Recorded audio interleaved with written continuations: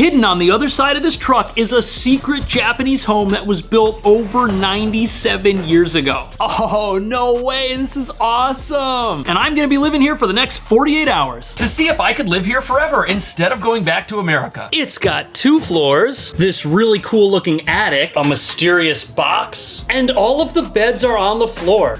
Oh wow, this is actually really soft. And this must be our private deck. I've never stayed in a place like this before. And that's because we're staying in rural Osaka, just outside one of Japan's largest cities. The buildings are smaller, but on the other side of these bikes, there is a McDonald's. McDonald's in America gets a thumbs down, but this stuff is excellent. It's totally different, life-changing. And just like in America, we have a shopping mall. Wow, this is an overwhelming number of bicycles. Everyone must live close. I've never been to a part of Japan like this before, and I'm now at a major crossroad. Do I go this way or do I go this way? We're like 15 minutes from the train. Interesting neighborhood. This looks like mostly apartments, and there's an empty lot. That's super rare to see in Japan because they ran out of space here thousands of years ago. But because it's Japan, there's still a vending machine on every corner. I think that's an abandoned building. Look at this. There must have been a whole bunch of apartments or something over here, and you can tell by these rusty mailboxes nobody's lived here for a long time. And the condition of the walkway. Wow, look at this rusty umbrella skeleton. That's crazy. This is really spooky. Look at it. It's actually got 2 floors. In this town, that's where teenagers sneak off to do bad things. But this is what everything else here kind of looks like. It's normal to have a smile like this after you eat this much chicken in one sitting. Now we have to underpass or pass under this highway thing.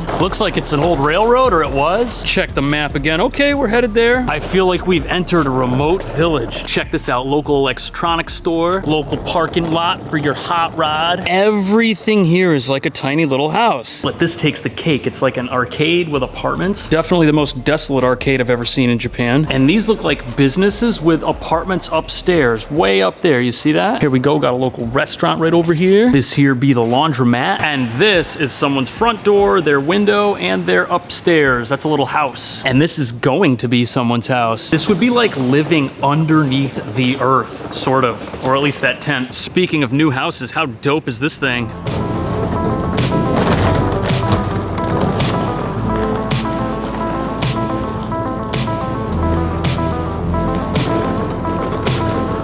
Is this it?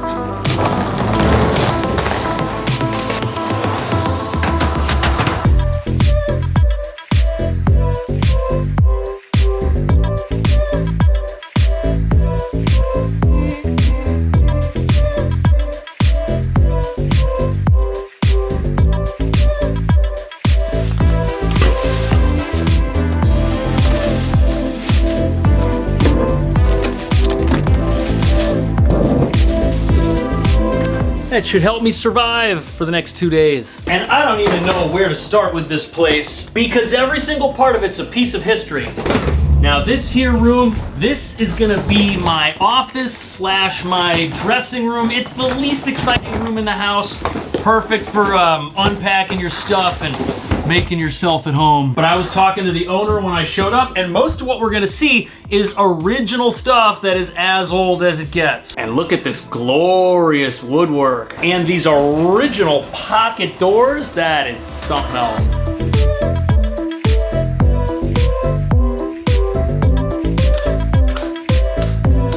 Isn't that ceiling incredible looking? This is just the entryway of this house. Now the ground here, this is poured concrete, and I don't know what material this is or why it's made that way. Ditto this part of the wall, that could be like some sort of mesh of like mud and sticks. I have no idea, or it could be plaster. And it looks like at one point there was a door here that led into the kitchen. That's what's on the other side of this. Now on the other side of this door is the street. And in the winter, if it gets cold, you're gonna wanna slide these doors shut, give yourself some insulation. But I think the house is not super well insulated. That just is because it's so old. When I went upstairs to the attic before the ACs were on, I did turn them on. It was like 150 degrees up there, man. It was really hot. Check out this floor plan right here. We got 2 floors to check out. Now after you enter the place, we've got this walkway area. This whole thing is very functional. It's nice to see that you're using all the space that you have, no matter how old your home might be. And the case in point for that might be this little bench. Look, underneath it, We got ourselves some room shoes. Now, the reason I'm not wearing these is because I don't want to damage anything here. This is pretty soft. This is pretty soft, but I don't know if you're allowed to wear this on this. That might be a no-no. But the thing I love the most is the wiring in here. You can look at each wire and see where it goes to like its individual little string, which you pull and that turns on and off the lights. And then over here in this really old bookshelf, we have the library. This shelf might be hundreds of years old itself. This does not look new. And it doesn't look like it came from an IKEA catalog. Whoa, is this an old, oh, it's a camera tripod. This is probably like 7 pounds.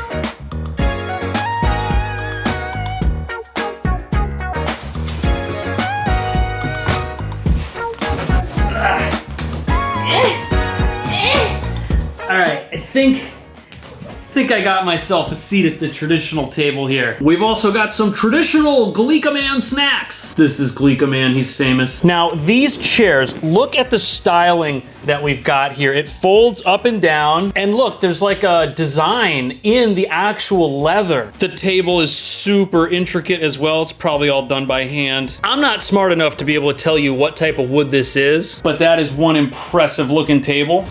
And this living room is rather impressive. It's got doors so you can close it off. Perfect if you're having a private engagement. And remember, we don't have central air or central heat here, so these are gonna come in real handy in the wintertime. Or in the summertime. There's actually an AC behind this vent. It's coming out pretty good, but closing these doors, that'll help make it much more comfortable. Okay, this is our extra bedding, extra furniture, if it's cold, if it's hot. And then over here we have a shrine, which I'm not gonna mess with. But what is interesting is over here in this corner, we've got another set of sliding windows, and on the other side of these, that's actually the bathroom shower area.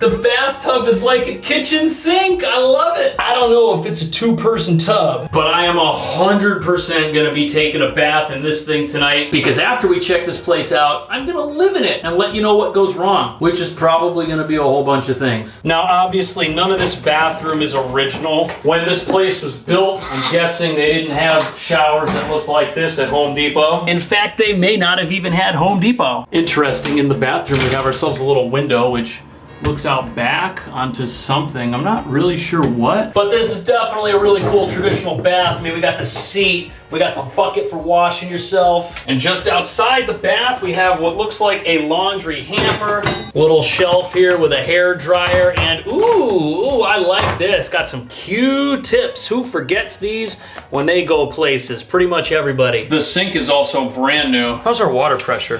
Oh, that's real good. I was also told that this golden gate that kind of divides the bathroom is also not original. This is what it looks like when it's closed. Then it can open and kind of close this off. It does take a little getting used to, though. If you want to leave, you have to like stand in the corner. It's not easily traversable. Now, the throne room still has a traditional door. This looks really old. We've got an old screen here. And can we close this off? Yes, we can. Look at that, the whole bathroom hidden away. And look at how neat this corner looks, all that light pouring through the glass.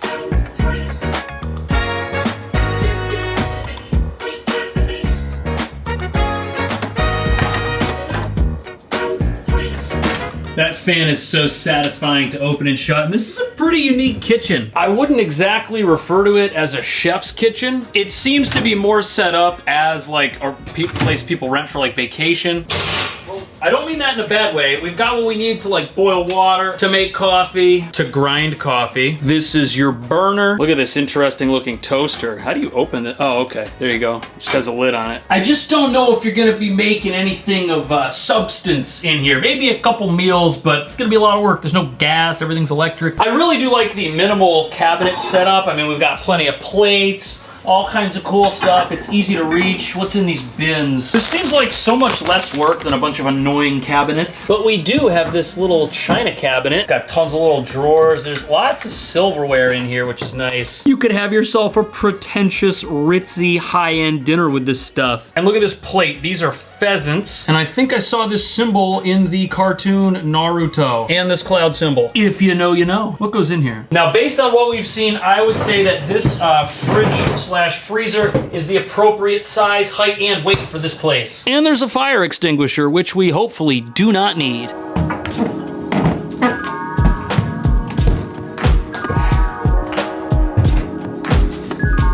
All right, the box.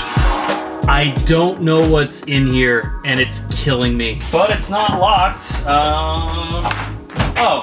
It's like extra bedding and extra supplies. And that makes sense. We're in an attic. I don't know if you would want to sleep here. You could. There's plenty of room to like put down a mattress if you wanted to like rent this out with 6 of your friends. But there's not really any ventilation in this particular room. The ceilings also slope downwards. I think this is a kerosene heater. Yeah, that's what it looks like. We're definitely not gonna need this. And over here we have a little box of figurines. This guy's just angry because he had to sleep in the attic. Also, this is kind of cool. You can see across the street, spy on your neighbors from up here like a real crazy pants. This window also has the traditional carved artwork in it too, the forest scene. Very neat. Look at that. It's so cool.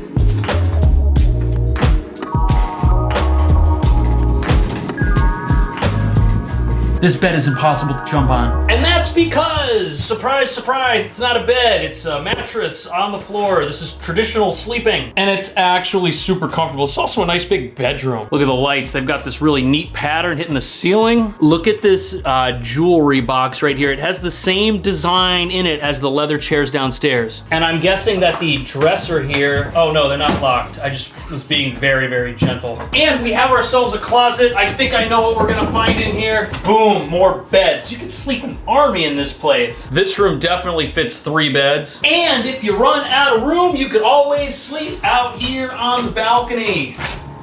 It's kind of a big step up to get out here. Luckily, we've got ourselves some outdoor sandals, which don't quite fit. It's also a smallish roof deck. This right here is for hanging out your clothes to dry. This is enclosed, so even if it's raining, if you decide to wash something, you can still hang it here. It's not gonna get wet. Next to the door, we have a little bench. And over here, we can see some of the neighboring apartments. And speaking of laundry, the machine itself is under here. It's got this cover to kind of protect it, but I'm guessing everything here works. The owner said I could use it if I want to.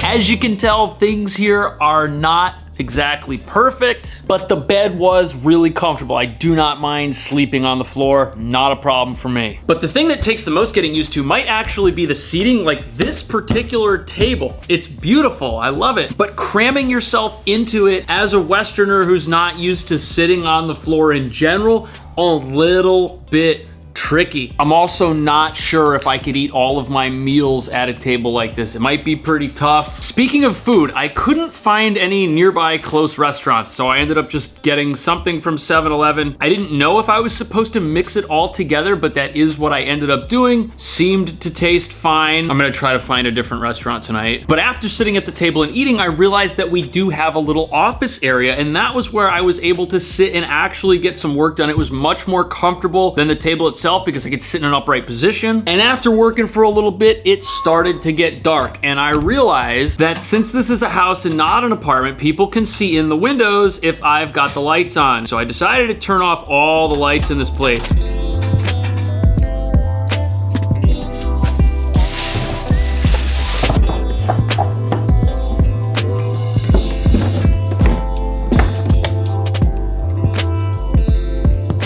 Can't find the equipment. Like, if I could find it, I could restart it. Okay, the host just clued me into the fact that it's portable Wi-Fi, and then I figured out that that's actually this thing, which is unplugged. There we go. Let's lighten up. Oh no, why did it turn off? Oh, look at this. a laminated instruction sheet explaining how the Wi-Fi works. Oh, look at that, we back, baby, we back. Now, if you stay in a place like this and it has a tub this big, keep in mind it's probably gonna take forever to fill up, and that's what happens. Once you get in, it's super deep. It goes like up to your neck, which is a very interesting experience. It feels like you're in like a miniature swimming pool. Also, I'm definitely getting used to this part of town. It's beautiful. The neighborhood is very interesting. Everything is like tightly packed, but it's all residential, like little houses with like the occasional small business here or there. And there's like a center of town, which is around a 7-Eleven. And there are actually a lot more people out and about now than there were yesterday when I got here. I'm still gonna have to figure out where I'm gonna eat something tonight though, because I didn't see any restaurants.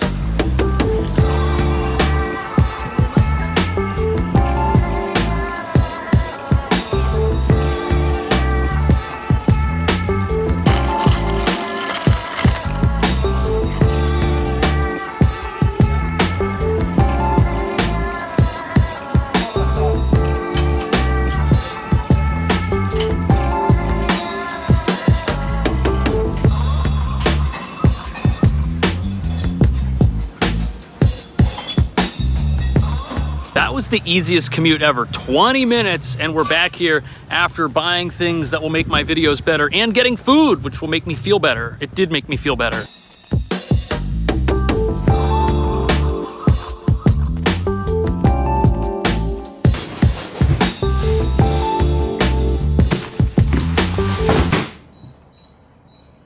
$18 centigrade, that's as low as it goes. We don't do Fahrenheit here in Japan. But the iPhone is in Fahrenheit, and look at that, we be boiling. Would it dry my clothes?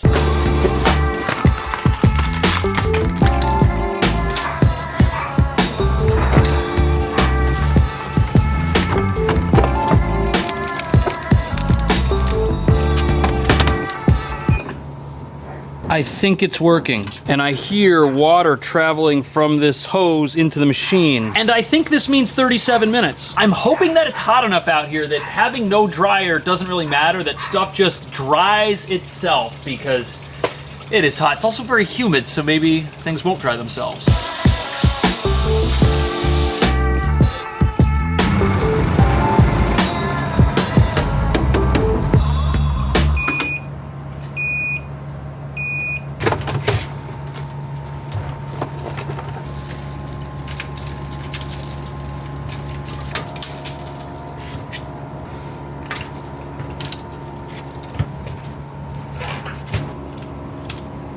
I'm not sure why dryers are a thing most households don't have. Clearly, the neighbors do not have a dryer. And you see all those hangers? That's the same thing I'm dealing with over here. Even the family house that we have in Kyoto, that doesn't have a drying machine either. We hang everything in the garage. Anyways, I hope 14 hours in 90-degree heat is enough to dry these.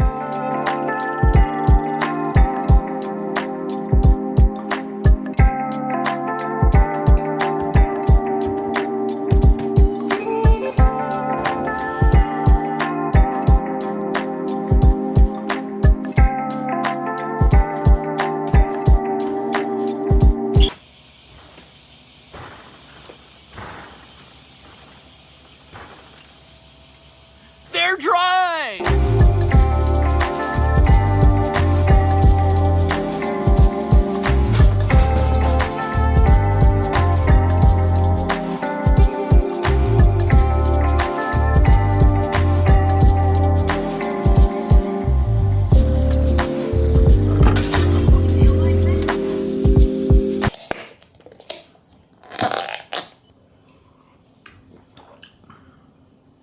Not bad. They ground the beans before squirting my coffee into this tiny little cup, and it was $1. And you know, I'm actually sad to be leaving this place. I got used to living here. I could do the laundry with no dryer. Walking up and down the stairs, not a big deal, very easy. Although the steps are a little bit narrow, man, you gotta watch your feet. And the biggest shocker is that when I needed to go into town, it was only a half an hour to the busiest part of Osaka. So, not that bad. We're not like out in the sticks. I don't think, however, that this is a family-friendly place. The cups are pretty easy to get to, and my kids would be crashing into this china cabinet. Hope you had fun watching. I'll see you in the next one.